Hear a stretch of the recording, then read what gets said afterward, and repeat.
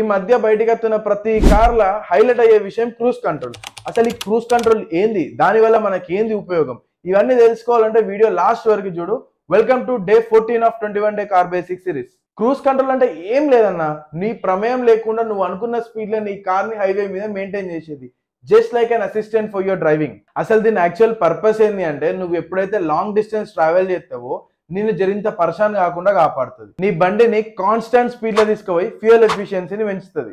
ఇక దీని వల్ల ఇంకొక పెద్ద హెల్ప్ ఏంది అంటే, ఓవర్ స్పీడింగ్లు, చలాన్లు, వీటన్నిటి నుంచి బచాయించుకోవచ్చు. ఇక అందరు అడిగే మెయిన్ క్వశ్చన్, ఈ క్రూజ్ కంట్రోల్ ఎప్పుడు వాడాలి, సిటీలలో వాడచ్చా? లేదు, ఎప్పుడు కూడా సిటీలలో ఇది వాడద్దు. బేసిక్ గా నీ క్రూజ్ కంట్రోల్ యాక్టివ్ కావాలంటే నువ్వు మినిమం 40 స్పీడ్ లో పోవాలి. సో నువ్వు ఓఆర్ఆర్స్ పైన, నేషనల్ హైవేస్ పైన, ఎక్కడైతే తక్కువ టర్నింగ్స్ ఉంటాయో అట్లాంటి ప్లేసెస్ లో మాత్రమే నువ్వు క్రూజ్ కంట్రోల్ వాడాలి. ఎప్పుడైతే నువ్వు క్రూజ్ కంట్రోల్ వాడతావో నీ రెండు చేతులు స్టీరింగ్ మీద, నీ 100% ఫోకస్ రోడ్డు మీద ఉండాలి. ఎందుకంటే నీ